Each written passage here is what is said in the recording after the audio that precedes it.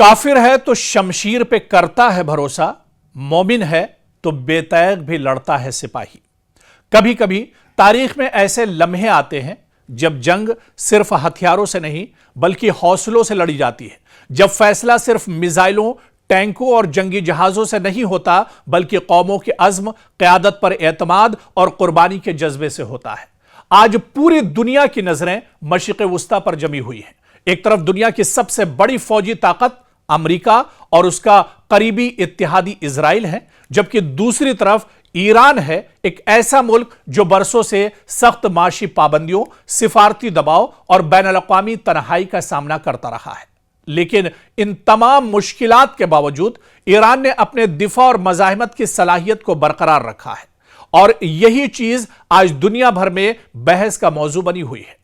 गुज़िश्ता चंद बरसों में ईरान पर बेशुमार पाबंदियां लगी, इसकी मईशत को दबाव में लाने की कोशिश की गई, तेल की बरामदात महदूद हुई, मालियाती निजाम को निशाना बनाया गया और इसे आलमी सतह पर अलग थलग करने की कोशिश की गई।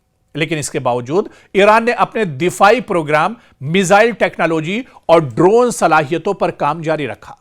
ईरानी क़यादत मुसलसल यह मौक़िफ़ अख्तियार करती रही है कि वो बैरूनी दबाव के सामने झुकने के बजाय मज़ाहिमत का रास्ता अख्तियार करेगी। इसी सोच को ईरान में मज़ाहिमत की हिकमत अमली के नाम से पेश किया जाता है, जिसे हुकूमत और इसके हामी कौमी खुद मुख्तारी के तहफ़्फ़ुज़ से जोड़ते हैं। हालिया कशीदगी में ईरान ने मुतादिद ऐसे दावे किए हैं जिनमें अमरीकी ड्रोन्स को मार गिराने, इजरायली अहदाफ को निशाना बनाने और अपने फजाई दिफा की कामयाबियों का जिक्र किया गया है। दूसरी जानिब अमरीका और इजराइल ने भी ईरान के खिलाफ मुख्तलिफ फौजी कार्रवाइयां और हमलों की इत्तलात जारी की। जंगी हालात में दोनों फरीक अपनी अपनी कामयाबियों के दावे करते हैं, जिनमें से बाज की आजादाना तस्दीक फौरी तौर पर मुमकिन नहीं होती। ईरान के अंदर सरकारी बयानिया यह है कि अवाम अपनी क़यादत के साथ खड़े हैं और मुल्क के दिफा के लिए हर कुर्बानी देने को तैयार हैं। इसी जज्बे को ईरानी मीडिया और सरकारी बयानात में नुमाया तौर पर पेश किया जाता है। दूसरी तरफ नाक़िदीन यह भी कहते हैं कि ईरान के अंदर राय आम्मा मुतनव्वो है, यानी अलग अलग है और तमाम शहरी यकसा सियासी मौक़िफ़ नहीं रखते। इसलिए पूरे मुआशरे के बारे में कतई दावा करना दुरुस्त नहीं होगा। इस जंग का एक अहम पहलू यह भी है कि यह सिर्फ दो ममालिक के दरमियान अस्करी मुकाबला नहीं, जंगी मुकाबला नहीं, बल्कि खित्ते में असर और रसूख, सलामती, ताकत के तवाजुन और मुस्तकबिल के सियासत का भी मामला है। अगर कशीदगी मजीद बढ़ी तो इसके असरात सिर्फ ईरान या इजराइल तक महदूद नहीं रहेंगे, बल्कि पूरा मशरिक़ वुस्ता आलमी तवानाई के मंडियां और बैनुल-अक़वामी मईशत पर भी मुतासिर हो सकती है, जैसा कि पिछली बार देखने को मिला था।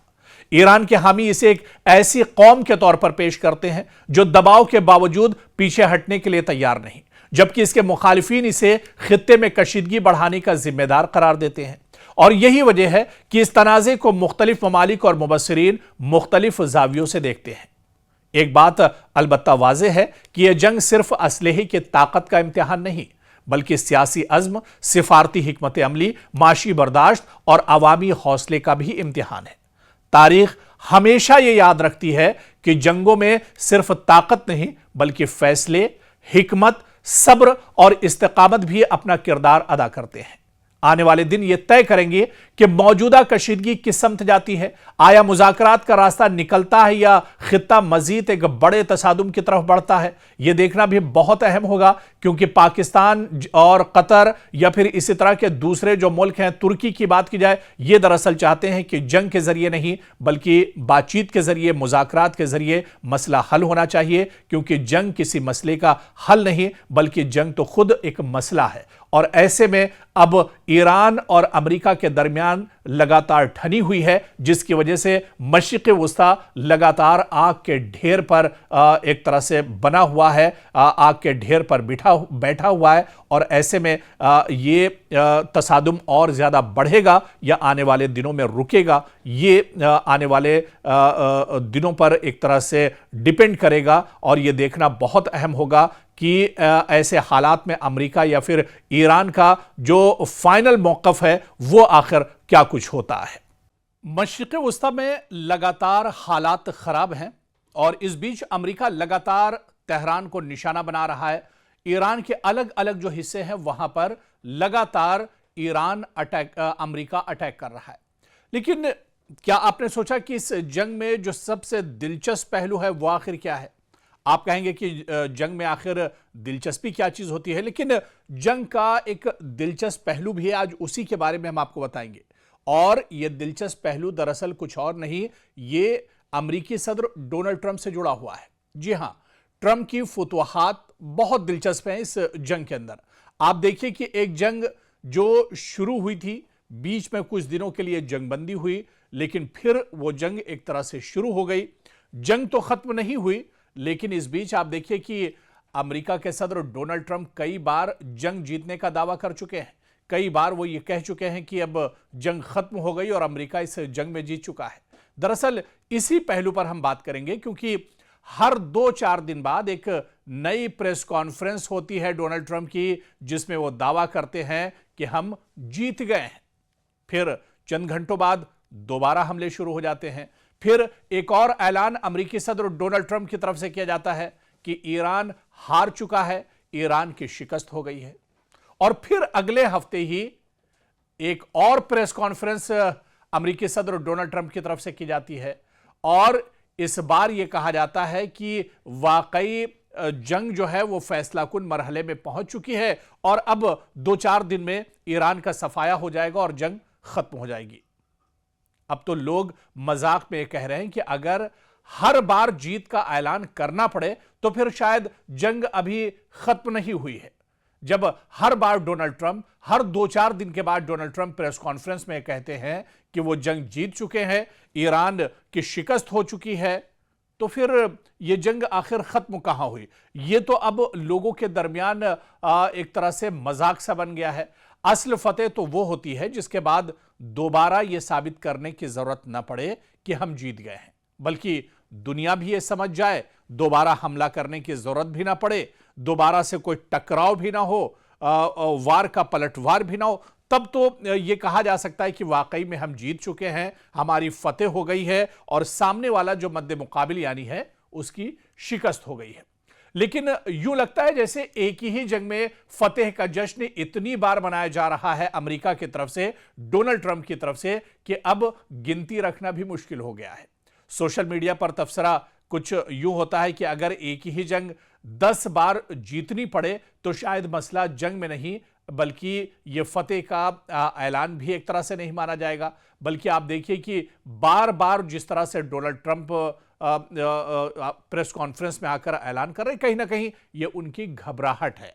डोनाल्ड ट्रंप, आपको याद होगा कि जब इजराइल और अमेरिका ने शुरू में ही हमला किया था ईरान पर, अचानक हमला हुआ था, मुश्तरका हमला था इजराइल और ईरान, अमेरिका का ईरान के ऊपर, तेहरान के ऊपर, और उसके फौरन बाद अमेरिकी सदर डोनाल्ड ट्रंप की प्रेस कॉन्फ्रेंस हुई थी और उन्होंने कहा था कि एटमी हथियार ईरान के पास हैं जो इजराइल के लिए बहुत बड़ा खतरा है, दुनिया के लिए बहुत बड़ा खतरा है, मशरिक़ वुस्ता के लिए बहुत बड़ा खतरा है। ऐसे में ईरान को अब दरअसल ईरान से बहुत कहा गया, उसके ऊपर दबाव बनाया गया, पाबंदियां लगाई गई, फिर भी वो एटमी हथियार बना रहा है। हालांकि इस बयान में भी डोनाल्ड ट्रंप झूठ बोल रहे थे, क्योंकि इससे पहले जब हमला हुआ था, इजराइल ने हमला किया था ईरान के ऊपर, उस वक्त भी डोनाल्ड ट्रंप ने यही कहा था।